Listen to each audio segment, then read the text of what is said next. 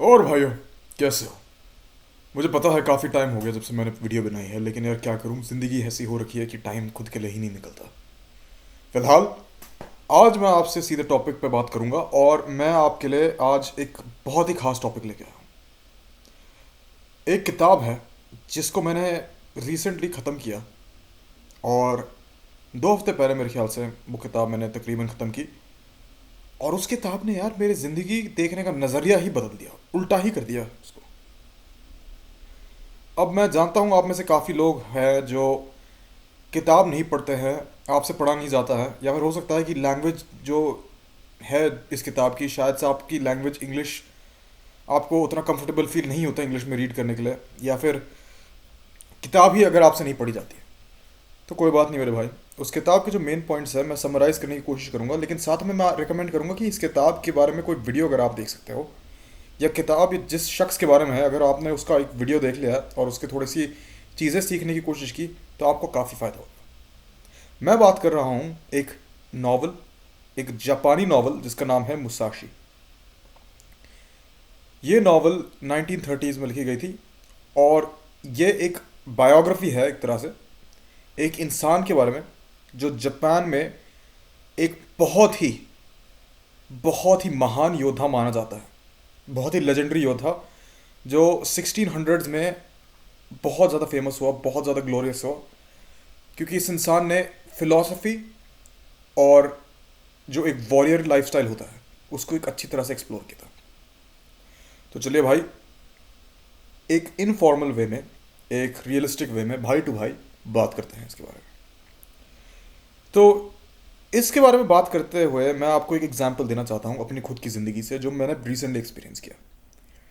काफ़ी टाइम से मेरी ज़िंदगी में एक इंसान है, मैं इस इंसान का नाम नहीं लेना चाहता हूँ, लेकिन इनसे मैं जब भी बात करता हूँ मैंने देखा है कि मुझे बहुत ज़्यादा गुस्सा आता है। जब मैं इनके अराउंड रहता था तो मुझे ऐसा लगता था कि भाई मेरा दिमाग भरा हुआ है गुस्से से, मेरा दिल गुस्से से भरा हुआ है, और मुझे प्रॉब्लम है गुस्से से। लेकिन जब मैं इस इंसान के साथ इंटरेक्ट मैंने करना कम किया ज़िंदगी में, तो मैंने देखा यार मेरे को गुस्से की प्रॉब्लम है नहीं, मुझे गुस्सा तो आता ही नहीं है। मुझे कभी भी गुस्सा भाई नहीं आता, मैं कभी आवाज़ भी अपनी उठाता नहीं हूँ गुस्से में। और मैंने रियलाइज़ किया कि यार इस इंसान के अराउंड रह के ही मेरे को गुस्सा आता है, इस इंसान से ही मेरे को गुस्सा आता है, इस इंसान में कोई कमी है। काफ़ी टाइम हो गया मैं इस इंसान के अराउंड नहीं रहा, और जब मैं कुछ टाइम पहले इस इंसान से मिला दोबारा, मुझे फिर से गुस्सा आया, बहुत गुस्सा आया। और मैंने कहा बहनचोद इसी इंसान में प्रॉब्लम है, इसी इंसान के अराउंड रह के ही मेरा दिमाग ख़राब होता है। फिर मीन वाइल, मतलब बैकग्राउंड में चलते चलते यार वो किताब में पढ़े जा रहा था।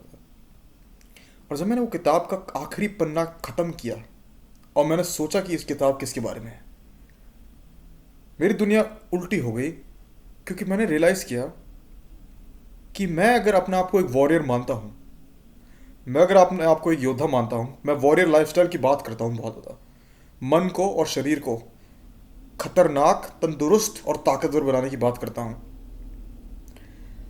लेकिन ये गुस्सा जो है, जिसका कोई असली रूप नहीं है, जिसका कोई मटेरियल फॉर्म नहीं है, जो इस धरती पे हमें दिखाई नहीं देता है, बस महसूस होता है, और सिर्फ हमें ही महसूस होता है अपना गुस्सा, उस गुस्से ने मेरी सारी ट्रेनिंग, मेरा सारा एजुकेशन, मेरी सारी नॉलेज को 3 सेकंड में हरा दिया।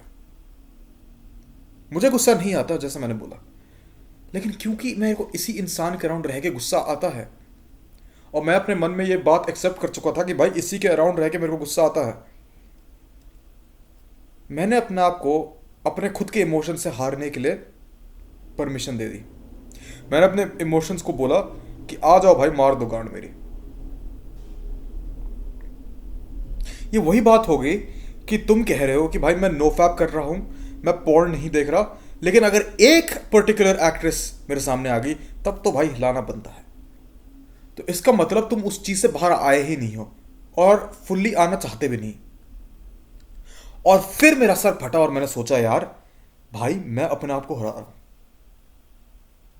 अगर मैं एक निर्णय करूं, मैं अगर एक फैसला ले सकता हूँ तो वो ये लूँगा कि मेरे लिए इस इंसान के अराउंड रहना एक तरह से एक चैलेंज है। मैं गुस्सा इस इंसान के अराउंड नहीं करूँगा, चाहे कुछ भी हो जाए। और तब से मैंने देखा भाई, मेरी ज़िंदगी में जितना सुख आया है ना दिमाग में, क्योंकि तुम्हारे बहुत ज़्यादा गर्मी चढ़ी हुई है, पूरे टाइम दिमाग में एक भसड़, दूसरी भसड़, तीसरी भसड़, कुछ ना कुछ बर्बादी चल रही होती दिमाग में, उसमें से एक भसड़ तो ख़त्म हो गई। ये किताब जिस योद्धा के बारे में है उसकी जर्नी भी ऐसी है। यह योद्धा मियामोटो मुसाशी जिसका नाम है, शुरू करता है अपनी कहानी एक 17 साल का जंगली लौंडे की तरह। और मेरा जंगली से मतलब यह है, वो ये समझता था कि भाई उसको कोई चोट नहीं पहुंचा सकता था। उसको ऐसा लगता था कि दुनिया जो है वो उसी की दबंगी के लिए बनी हुई है। लड़ाई झगड़ा मार पीट ये सब वो करता रहता, और उसको कोई नहीं हरा पाता था क्योंकि उसमें ताकत नहीं थी। लेकिन उसको एक इंसान हरा पाया, एक मंक जो गौतम बुद्ध की पूजा करते थे। एक बुद्धिस्ट मंक ने इनको बताई बात कि बेटा, ताकत हर चीज नहीं है और बल हर चीज नहीं है। ऐसी ताकत का क्या फायदा जिसके पीछे कोई दिमाग ना हो। बाढ़ में ताकत होती है, लेकिन बाढ़ जो तबाही लाती है उससे लोग डरते हैं, उससे किसी का फायदा नहीं होता। लेकिन जब एक झील का पानी एक खेत को पानी देता है तो लोग उसे पूछते हैं। और इसी जर्नी में ये योद्धा जाते हैं, और जैसे जैसे ये अपनी ताकत और बढ़ाते हैं, अपनी तलवार चलाना और बेहतर सीखते हैं, इनको एक बात समझ आती है जिसने मुझे काफ़ी ज़्यादा इम्पैक्ट किया। और वो ये है कि भाई देखो, तलवार से मैं 100 जिंदगियाँ ले सकता हूँ, लेकिन 100 जिंदगियाँ दे नहीं सकता। मेरा जो बल तलवार के ज़रिए ज़िंदगी ले सकता है, अगर उसी बल को मैंने खेती में लगा दी तो मैं कितने लोगों की ज़िंदगी बचा सकता हूँ, कितने लोगों को खाना पहुँचा सकता हूँ। और उसी में उसका बल और उभरा और वो और ताकतवर हुआ। इसके आगे की जो फिलॉसफीज है किताब में, वो काफ़ी ज़्यादा जैन बुद्धिज़्म से लेन देन रखती है।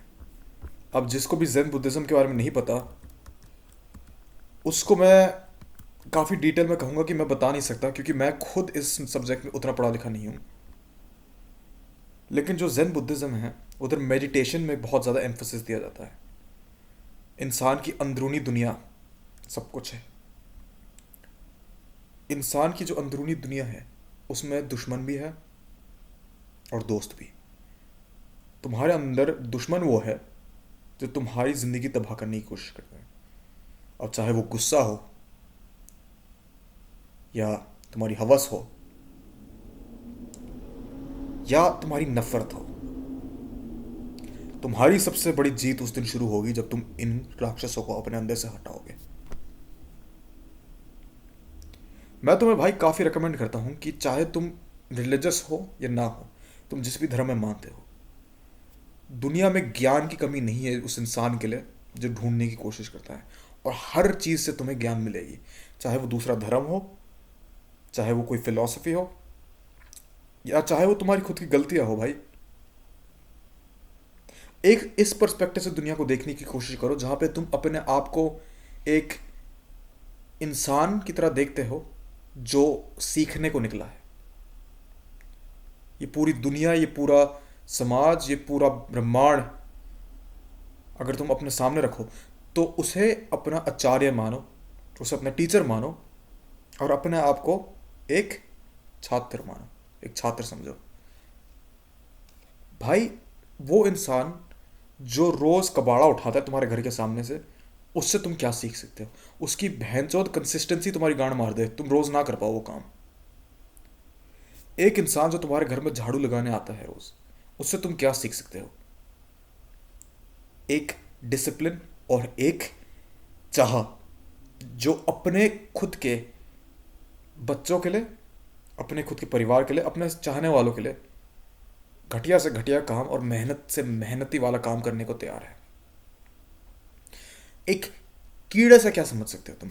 हमारी एक इतनी महान कहानी है जहाँ पे एक राजा ने देखा था कि एक मकड़ी अपने जाल को बनाते बनाते कैसे गिरती रही, लेकिन उसने हार नहीं मानी जब तक उसका जाल बुना नहीं गया। इसी तरह भाई, तुम्हें आंखें खोली रखनी है, कान खोले रखना है और सीखना है जितना तुम सीख सकते हो ज़िंदगी में। अपने अंदर के दुश्मनों को मिटाओ और बाहरी दुनिया से सीखो। इस किताब के बारे में भाई काफ़ी समरीज है, और अगर तुम्हें किताब की समरीज ना मिले, मियामोटो मुसाशी जो सामुराई है उसकी टीचिंग्स के बारे में, उसकी सिखाए हुए पाठों के बारे में भाई भरपूर कंटेंट है इंटरनेट में। भाई भर भर के पढ़ो, भर भर के सुनो, और अपने आप को भाई रिलेट करने की कोशिश करो कि तुम्हारी जर्नी में ऐसी क्या चीज़ें हैं जिसको तुम इम्प्रूव कर सकते हो इन सिखाई हुई बातों से। इसी के साथ मेरे भाई, बढ़िया लगा यार तुम लोगों से दोबारा बात करके, और वीडियोस बनाऊंगा, तुम सजेशंस दे दो भाई, मैं पक्का उस पर वीडियो बनाऊंगा। पॉडकास्ट भी आते रहेंगे और तुमसे बात करता रहूंगा भाई। मिलते हैं जल्द।